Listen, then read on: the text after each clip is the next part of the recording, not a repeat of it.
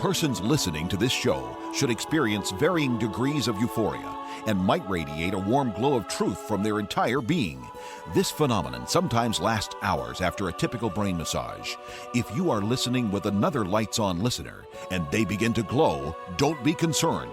This is a phenomenon normally associated with Pastor Scheidbach's patented brain massage technique and merely means the truth has set them on the air. Hello, I'm Dr. Scheidbach, pastor of the Lighthouse Baptist Church in Santa Maria, California, and your brain masseur. Get ready for your brain massage. The battle for America is on. Finally, I get to talk to you about the inauguration.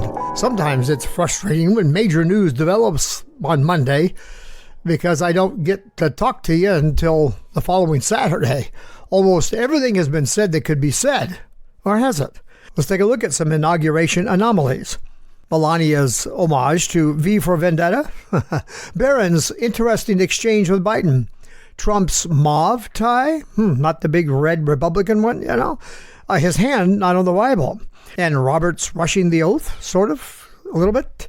Anything to any of this? Well, wait for it.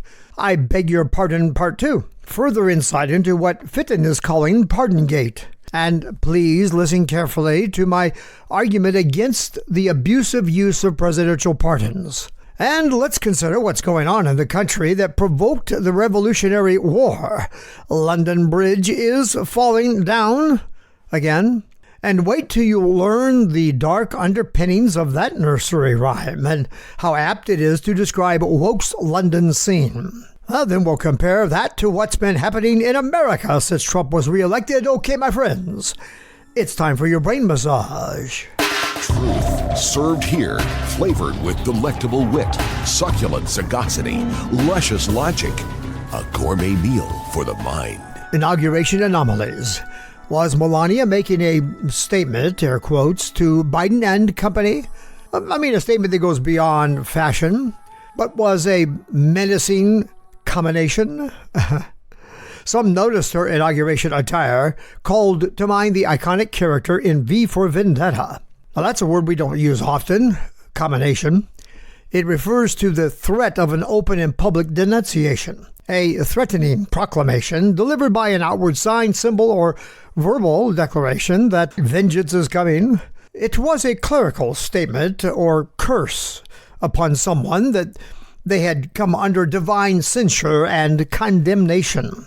Now, many of us noticed the interesting resemblance of Melania's fashion statement to the garb worn by the iconic character from V for Vendetta. This novel, made into a movie, deals with revolution, resistance to dictators, personal freedom, the use of symbolic communication also. It's a tribute to triumph over dystopian forces.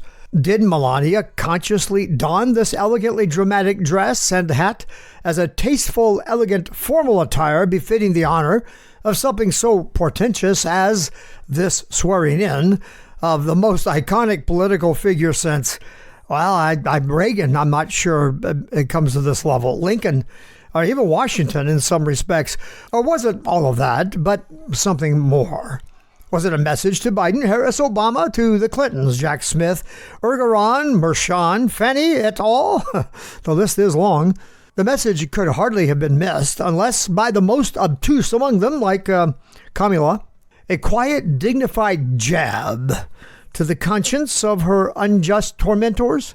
And with them, I wonder how the FBI agents who rifled her drawers felt as they watched her walk down the aisle in black, like a judge approaching the bench to announce sentence upon the guilty.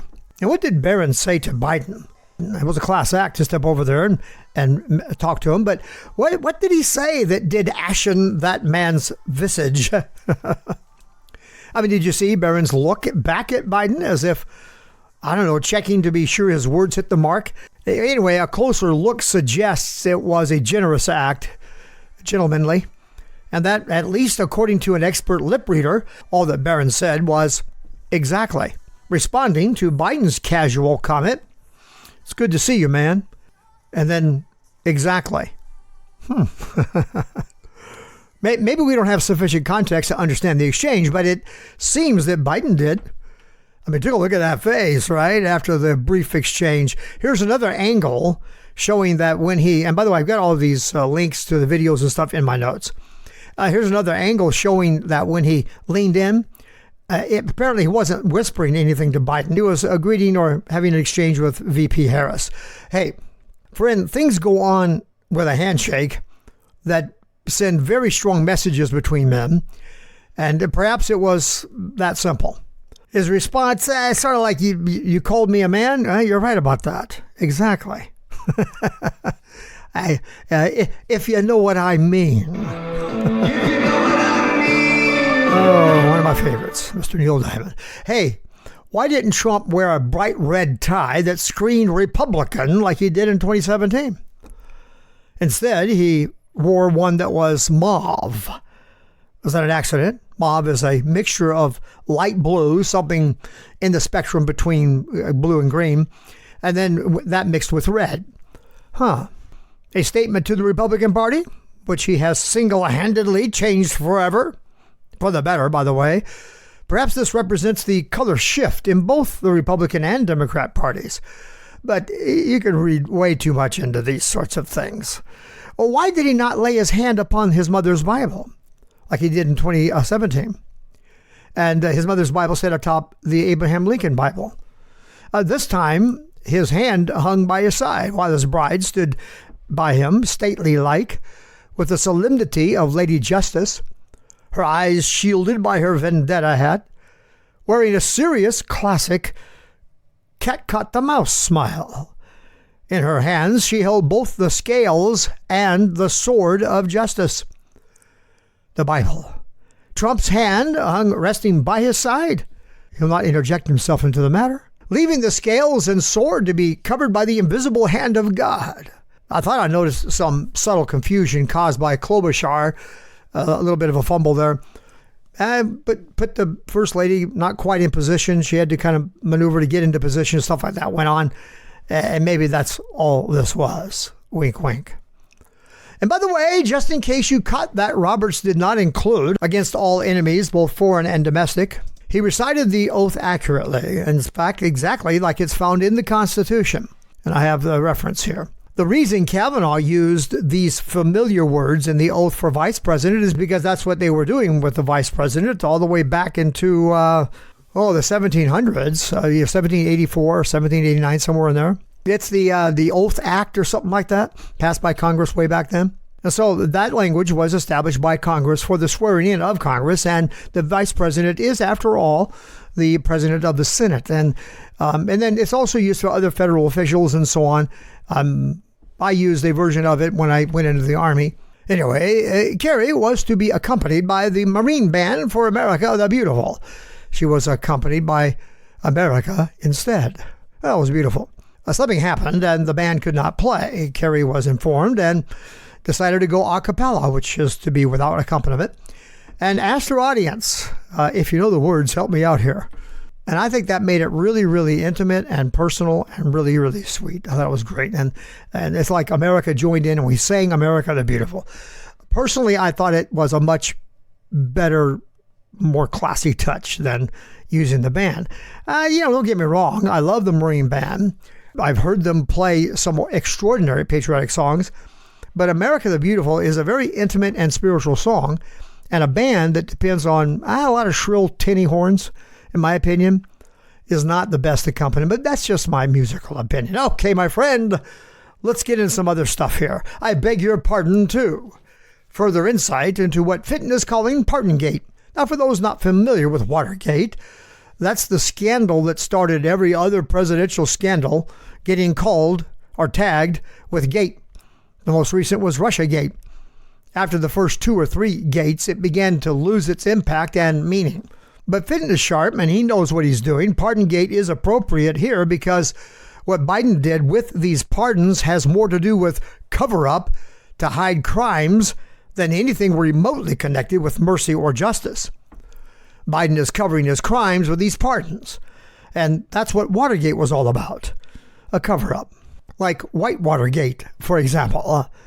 Anyway, now listen carefully as I explain what must be done about Biden's abusive use of presidential pardons to provide a cover for his crimes. The power of presidential pardons is virtually universal. That is, with regard to the law, federal law. quote, the president shall have power to grant reprieves and pardons for offenses against the United States, except in cases of impeachment. There are limits. Obviously, the president cannot absolve guilt or sin. He cannot protect the guilty from divine retribution. Keep that in mind, Mr. Biden.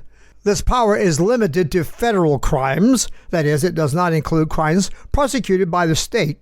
However, under all matters of United States federal law, the president has the power to set anyone he chooses outside the reach of legal repercussions for crimes committed. The only exception stipulated in the Constitution is in the case of impeachment. The U.S. Supreme Court has had occasion from time to time to look into use of presidential pardons when there's a question raised. For example, in 1866, President Andrew Johnson pardoned a former Confederate soldier, and that raised some eyebrows. The court ruled on the matter and said this power extends to every offense known to the law and may be exercised at any time after its commission, either before legal proceedings are taken or during their pendency, or after conviction and judgment, end quote.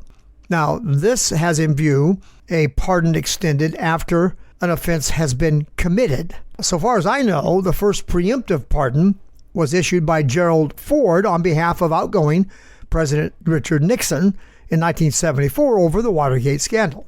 Nixon had not been charged, but had been accused, and the political climate was one where this was regarded likely. It's too complex an issue to address fully here, but what I will say is that the pardon was not challenged. There is a presumption of legitimacy, but the question of whether the preemptive pardon is a legitimate use of presidential pardon power has not been tested in the courts because it wasn't brought forward in a court. The courts just can't weigh in on something. It has to have the matter brought before them. So the point here is that the question is open to challenge. Another question that should be raised is whether a presidential pardon can be used for himself and or his family. Now, this seems obviously inappropriate, and as Mike Johnson said, it's something unforeseen by our founders. The minute you go to the unforeseen argument, you open the door to a plethora of nonsense arguments to curtail the rights of Americans. So let me address this briefly as an example. The argument that our founders could not have foreseen the development of arms such as we have today, or social media, that kind of thing, but staying with the arms argument, and on that basis claim some kind of power to curtail our rights to bear arms is bogus nonsense, because the right to bear arms, for one example, was granted when one might have procured cannons, equipped their ships or boats with cannon, including exploding cannonballs. And yes, exploding cannonballs were used in the Revolutionary War. The founders put no restrictions in their general statement that the American people would never be deprived of their right to bear arms. The key principle is this: the Constitution was not written to put limits on the rights of the people. However, it was written to put limits on the rights of government and their use of power. Reasonable restrictions on the powers of government is proper and appropriate and fitting with the spirit and content of the Constitution. The president cannot be allowed to shield criminals. The president cannot be allowed to shield criminals from justice for crimes they might have done, for which they have not even been charged. That's nonsense. So this really, it must be challenged, and this must be corrected, and the people must speak to this matter. No government official has the right to expand the government's power or restrict the people's rights. Call for Biden's pardons to be challenged. They're already openly challenging Trump's J6 pardons. Have you noticed? They're going to squawk and howl and fuss and fume about the J6 pardons no matter what you do. They cannot afford for the J6 prisoners to get to the microphones and start suing the DOJ for abuse, and so suing the government under 28 U.S. Code Section 2513, unjust conviction and imprisonment. I'll need to take a short break, so my dear friends, please hold on. I'll be right back. They're back. That devilish manufactured disease. And they're already talking about forcing us to strap those dirty face diapers on our faces. If you believe in informed consent, here is the book that will help you. Let My People Breathe. Unmasking the Mask Controversy with Science and Scripture. Available wherever you buy your books. Is on the air. Hello and welcome back. I'm Dr. Scheidbach, pastor of the Lighthouse, your brain masseur, and Paul Revere's lantern lighter, lighting the lamps in the church belfry arch, singing the enemies on the march, an enemy that would steal from us our liberty. Now we've got him on the run. Let's keep pressing our current advantage. In light of this, consider what's going on in the country that provoked the American Revolution in the first place when they attacked the colonists' rights, specifically the right to bear arms. London Bridge is falling down. By the way, the earliest and most accepted origin story for this rhyme goes way back to AD 1014, when the Viking leader Olaf Haraldsson supposedly pulled it down during an invasion of the British Isles. Though this is disputed, it speaks of an invasion by a crude and uncivilized people, which in some ways and in some measure corresponds to what is going on right now in London today. Now, here's a demon-possessed 17-year-old man in England who killed 3 girls, ages 6, 7, and 9 years old. One report tells us he stabbed one of these children over 100 times. In his rampage, he stabbed 11, killed these 3. The Prime Minister of the United Kingdom, Labour MP for Holborn and St. Pancras, and leader of the Labour Party, Keir Starmer, denies the allegation that the man was Muslim and denounces the protesters as, quote, far-right and, quote, thugs for having the cheek to be angry. Now, this is the land that attempted to take away the rights of the colonists to keep and bear arms. Axel Muganwa Rudakubana, born in Cardiff, Wales, and moved with his family to Southport, England, and I think that was in 2013, committed this crime. Chief Constable Serena Kennedy reported that Rudakubana was in possession of an Al-Qaeda training manual. UK, United Kingdom, is constantly putting their Islam invaders before the people of Britain.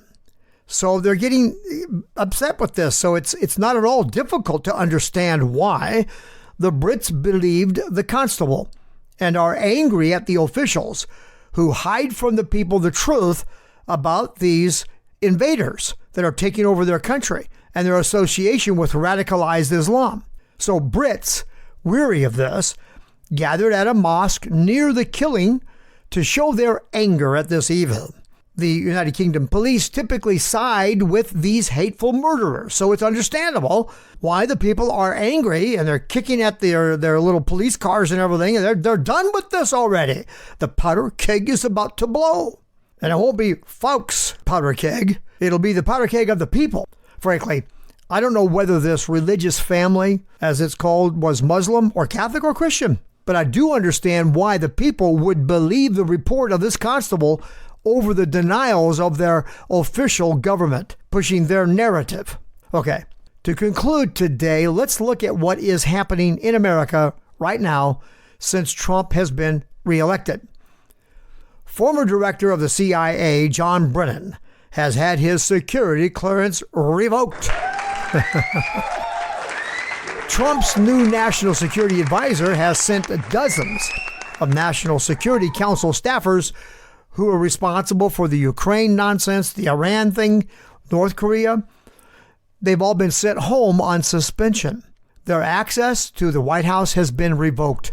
Those who are not on board with America First are out. By the way, that's the mistake Trump made going in the first time. He didn't want to come in with an axe and start chopping everybody out and cutting everybody. He came in, well, I'm sorry, but with some naivete. I get it. But he knows better now. He knows where the enemy is embedded. It's in our bureaucracy. Representative Thomas Massey introduced H.R. 645, the National Constitutional Carry Act. Yeah. He said no one should have to beg the government to exercise a constitutionally protected right anywhere in the country. End quote. Amen. President Trump's Secret Service Director, Sean Curran, is cleaning house. 10 senior agency officials have been put on notice They're going to be fired, demoted, or forced into retirement. Oh, yeah. Excellent. Planned Parenthood, that outfit started by that genocidal maniac Margaret Sanger, whose tradition of ethnic cleansing through promoting abortion among black communities has been carried forward aggressively in America by Democrats with deep state protection. That Planned Parenthood, the one killing babies with our tax dollars. Well, anyway, it's in the crosshairs of divine judgment, Romans 13 style, executed through proper and legitimate government. Speaker Mike Johnson declares effectively that the House will move to defund Planned Parenthood. Trump has pardoned the J6 hostages. Muriel Bowser, mayor of D.C., is obstructing the law, and she is complicit with the D.C. prison gulag administration and guards who are refusing to release the hostages per the presidential pardon, rightly and legally executed and delivered. These people have never been about law and order. Their time of usurping the Romans 13 power, like their predecessor Nimrod, and using it contrary to the will of God and of the people of the United States, that's over for him. She and her illegal army of prison guards, some allegedly hired in from foreign countries, by the way, and used to inflict torture and inhumane treatment upon our prisoners, those prisoners who especially refused to cooperate to sign their confessions. Yeah, they are guilty of approving, shielding, committing these crimes under the color of law to perpetrate crimes of inhumanity against these patriots, and they must be arrested and prosecuted by Romans 13 justice in the hands of true ministers of God, as they're called in that passage. Now, I'm referring to the Bible, by the way, Romans 13, 1-6. Arrest Mayor Bowser. Arrest every official in that prison who committed these crimes, including those that had knowledge of these goings-on and said nothing. Put their case in the scales of truth and justice and lay upon them the sword of vengeance, as God ordained. Because, friend, the fact is they stole the scales and the sword, and they used these wickedly to deprive Americans of their human rights and dignity. If we allow them to get away with these crimes, we are complicit in them. They made the law void, and unless we correct it with judgment to restore justice as God ordained, then we will be held accountable by God himself for their crimes. Romans 13 says, these evildoers must be judged, or there will be no justice in our land, and that will leave us exposed the fall of divine wrath. Now, I'm convinced Bowser is hiding these J6 hostages because she's trying to cover up her crimes. The Biden holdovers are moving J6ers around, like playing some kind of a shell game here, to avoid releasing them. But some true ministers of God are watching carefully and aggressively, following this, and these who are appointed to execute the vengeance of God's appointed sword, they're on the case. 6 have been found in Grady County, Kentucky. Another was discovered to have been moved to Canada. The wicked J6 committee members pardoned unjustly by Biden have been put on notice. Expect a subpoena soon. Thank you, Mike Johnson. Representative William Timmons announced, quote, buckle up because we're going to get to the bottom of the nonsense select committee for January 6th, end quote. Interestingly, the pardon actually serves the interests of getting to the truth. Now, because they've taken and received these pardons, they cannot claim the 5th under interrogation, under oath, and they will be held accountable under oath for their statements. If they lie, the pardon isn't going to protect them. It doesn't provide cover for what they do after.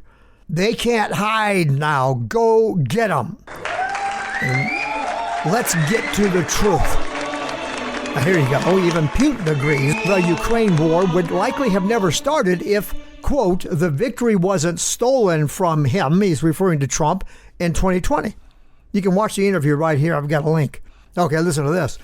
Trump has given the ATF, the DEA, and the U.S. Marshals Service the green light to arrest illegals, adding almost 10,000 new federal agents to the deportation squad. Trump has authorized ICE to terminate, quote, terminate the parole status for 1.5 million aliens, end quote. Hallelujah.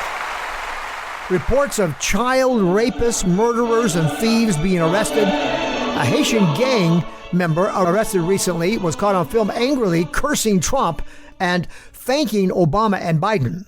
Yeah, I hear it. Right? You listen to it. I got the link here. Trump sent the Army Corps of Engineers back to western North Carolina to rebuild all the bridges and roads. Why wasn't that done already? One lady reported she had repeatedly called Biden's FEMA for help and was told, well, as soon as the roads and bridges are repaired, we'll be able to send you some help. I'm telling you, these people, every one of them ought to be brought up on charges for dereliction of duty, criminal negligence. Listen, it's outrageous. How are the people supposed to repair the roads and bridges? Biden never even thought about sending the Army Corps of Engineers? Really? And apparently FEMA never even thought about. This is a case of criminal incompetence. Is that a thing? No, it's not a thing. All right, criminal negligence then. Yeah, okay, that's right. This is not about incompetence. I agree with that. It's about dereliction of duty and criminal negligence. Thank you. And how about malfeasance? Failure, especially of a politician, to perform the duties required by law. And the most fundamental of these duties is to protect the people and address national calamities when they occur. And as for woke, it's all sayonara, man. Many goodbyes. Well, my friends, I have lit the lamps of the Church Belfry Arch, and I ask you to call me and say, lights on if you like what you've heard and agree, or lights off if you don't like it and you don't agree. You call 1-805-314-2114, and I really do appreciate all of you who call. If you want me to call you back, just let me know. I'll be glad to do that. You can email me by going to our website, brainmassage.net. One word, lowercase, you know the drill. .net, though. It's not a .com. It's .net. Find the contact button, click it, and then send me a short message or a long message, whatever you want to send. So call me or email me or come on by the church and let's meet. God bless you. God bless America. And I'll see you in church. Hear these words. We will not comply. So don't even think about it. We will not shut down our schools. We will not accept your lockdowns. We will not abide by your mask mandates. And we will not tolerate your vaccine mandates. They're back. That devilish manufactured disease. And they're already talking about forcing us to strap those dirty face diapers on our faces. If you believe in informed consent, here is the book that will help you. Let My People Breathe. Unmasking the Mask Controversy with science and scripture. Available wherever you buy your books. Your next brain massage is scheduled for Saturday at 12 noon and Sunday at 7 a.m.